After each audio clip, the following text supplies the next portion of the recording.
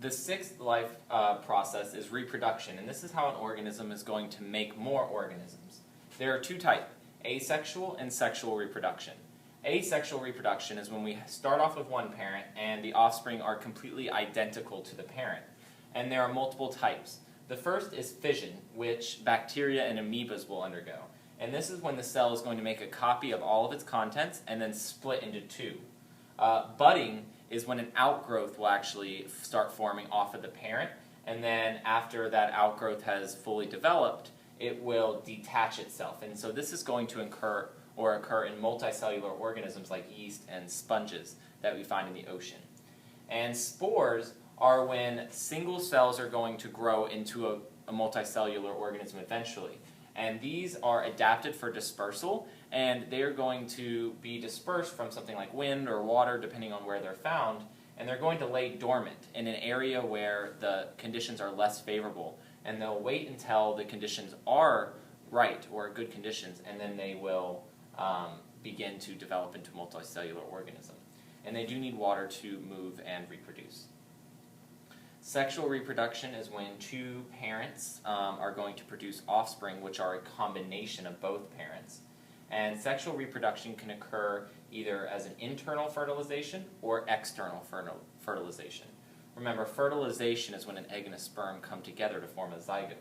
So internal fertilization is when the egg and sperm meet inside the mother's body. And this is going to occur in things like annelids, insects, reptiles, birds, mammals, and plants. External fertilization is when the egg and sperm meet outside the mother's body. So the female will lay her eggs, unfertilized eggs, and a male will come by and spray sperm across the eggs to fertilize them. And this is really common in fish and amphibians.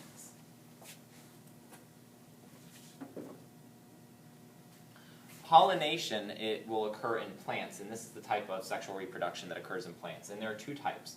Self-pollination is when the egg and sperm from one plant will actually fertilize itself. So this does give some genetic variation because of meiosis, but not a lot. Cross-pollination is when egg and sperm from two different plants come together or fertilization occurs. And this creates more genetic variation. The seventh main life process is growth and development. Growth is getting bigger, and development is changing.